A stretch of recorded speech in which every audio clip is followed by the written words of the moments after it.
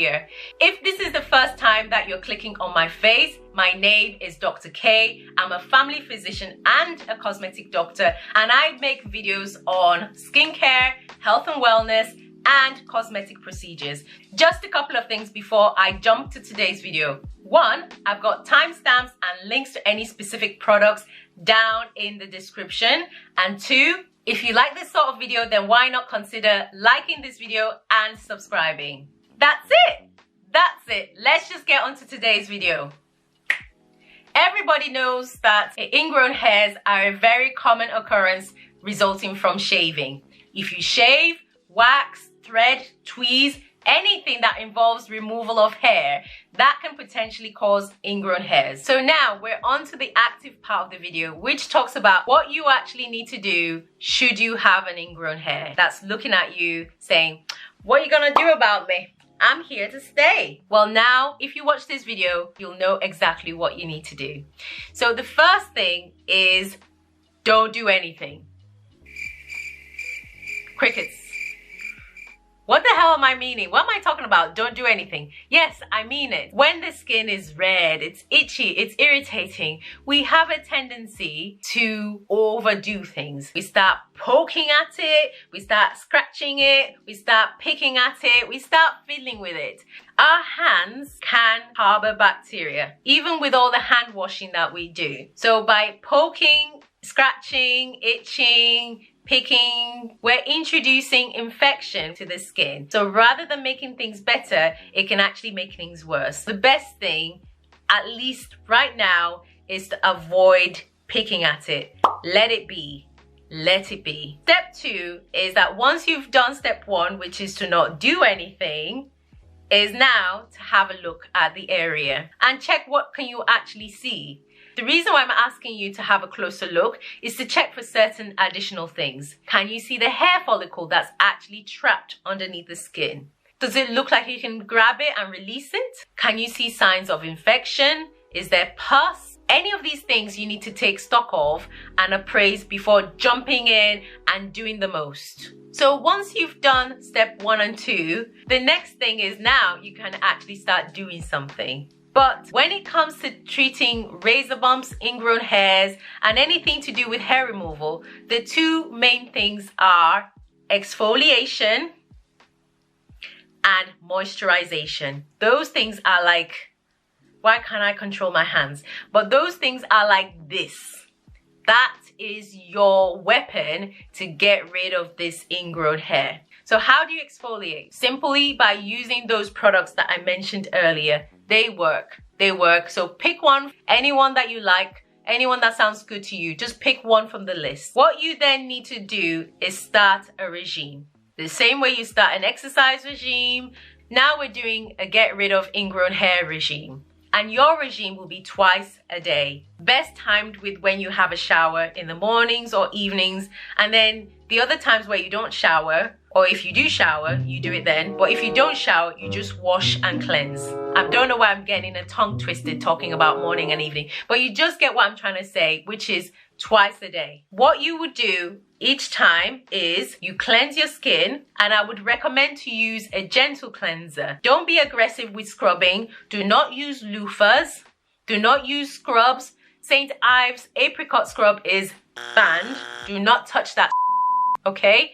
That needs to go in the bin. So you just cleanse and rinse dry. Once the skin is dry, you get your product and you apply it to a cotton wool pad. Once you soak the cotton wool pad with your product, you then apply that cotton wool pad to the areas. You can then follow through with a really good emollient moisturizer, and there's a good one by Cetraben that's used for other things like eczema, dermatitis, other skin conditions. Right now you have to remember that your skin is so sore, it's inflamed, it's angry. It's basically like a teenager that's just like, oh, you know, pissed off because you've gone through and you've just attacked it with shaving blades, razor blades, waxing, whatever. And what's the best way to keep a teenager calm? You kind of, you know, give him a bit of there, you know, you're okay. Do you even care that I am not feeling well? Of course I do.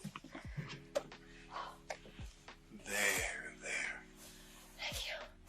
That's nice. you're good, blah, blah, blah. Whatever you do with your teenagers, if you have any. That's the same approach. So after you've attacked it, other things before, the moisturizer is where you're calming the skin down. The good thing is that by doing this, you can often see results within 24 hours. You can see the ingrown hair and the razor bumps start to kind of slowly shrink and fade. And just like a volcano, it's kind of calming down. Although, depending on how severe it is, it can take a couple of days, up to a week for things to kind of die down. But it's worth persevering with those treatments twice a day if you can. If you have sensitive skin or you find that it's a bit too much too quickly, you might just want to start once a day or once every other day, but making sure to keep your skin moisturized. The other thing I would suggest to do whilst you've got ingrown hairs or razor bumps is to wear loose clothing. You may even need to go commando. Yeah, I said it. Yes. I said what I said. But who's gonna know? Who's gonna know? Just wear a long maxi dress or a skirt, something that's quite loose, that's not gonna rub or chafing, because that's partly why you had this problem to begin with. So you need to let the skin breathe. What else was I going to say?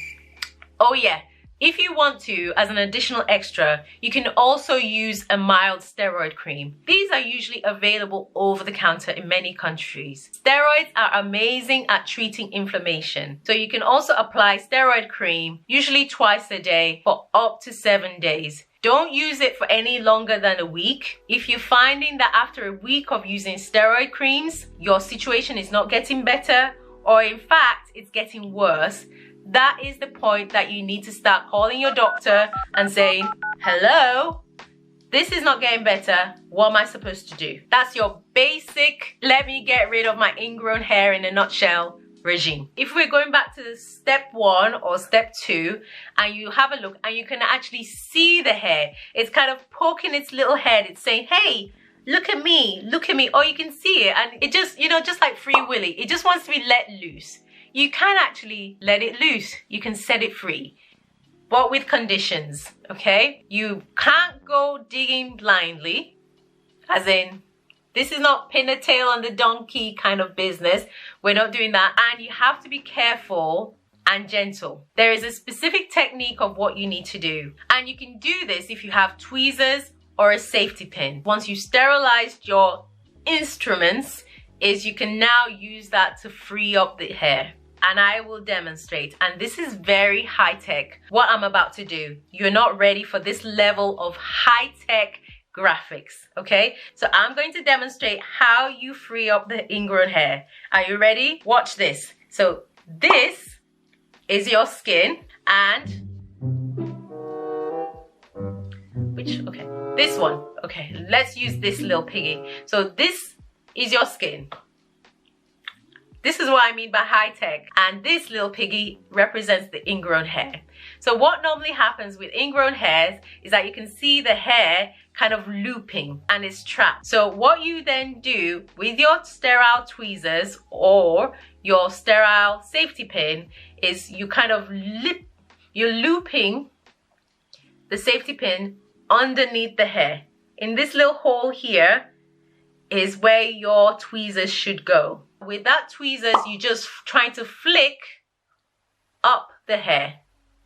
That's it. And you're flicking it up to release it. Do not pull the hair out. Do not start digging into the skin, trying to prise it out. If you're doing that, you've already lost. It's too late. Don't do that. But all you're doing is you're just trying to free up the hair that's just trapped, just so it's released again.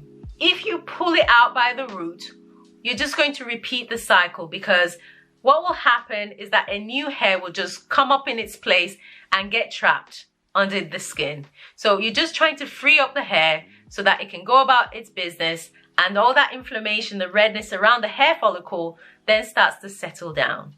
Once you've done that, then you can go back to the exfoliation steps and the moisturization that I mentioned earlier. And that's pretty much it. But Dr. K, what if none of this stuff works? What if instead of my ingrowns and my razor bumps getting better, the skin actually starts to get worse and the redness starts to get worse, and you have a swelling that's starting to get bigger and bigger, and I can actually see that it's getting more painful, red, and I can even see areas of yellow and pus. What do I do then? That, my friend, is when I would say you need to start seeing or speaking to your doctor, because it's likely that an abscess might start to form. Usually ingrown hairs are quite minor and they tend to go away within 7 to 10 days. But in some rare circumstances, an infection can then start to settle in. This is more likely to happen if you didn't listen to my step 1 advice, and instead of being hands-off, you kind of got all in the mix, started twinkling and doing things. But it can happen anyway, just because. If it does, you may need to have antibiotics to treat the infection.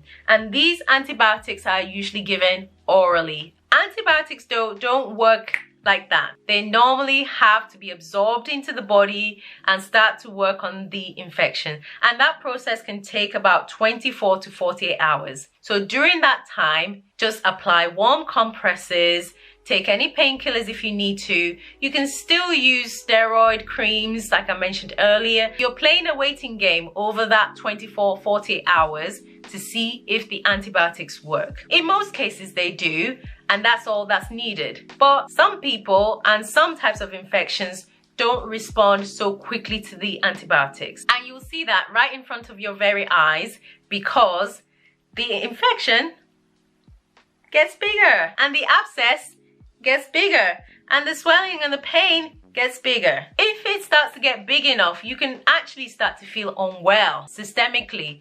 Some people start to feel feverish. You might even have temperature, depending on how big the abscess is. If that happens, you again need to be dialing 0800, where's my doctor? You may even, in extreme circumstances, need to take yourself to your nearest accident and emergency, or your nearest emergency room, or your nearest urgent care center, or your nearest minor injuries walk-in center, or whatever it is. You just need to see a doctor to have prompt treatment. What that treatment may involve is what's called an incision and drainage. And that's the process where a doctor goes in and makes a small cut into the abscess.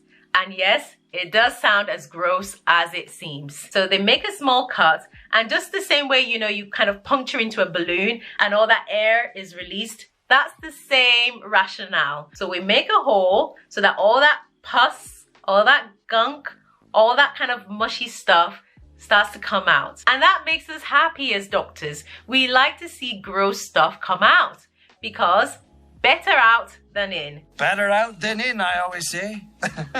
So that's normally happens in extreme circumstances if your infection doesn't get better. But you can improve your chances of not getting to that level if you follow the advice that I gave you. Anyway, guys, I am done for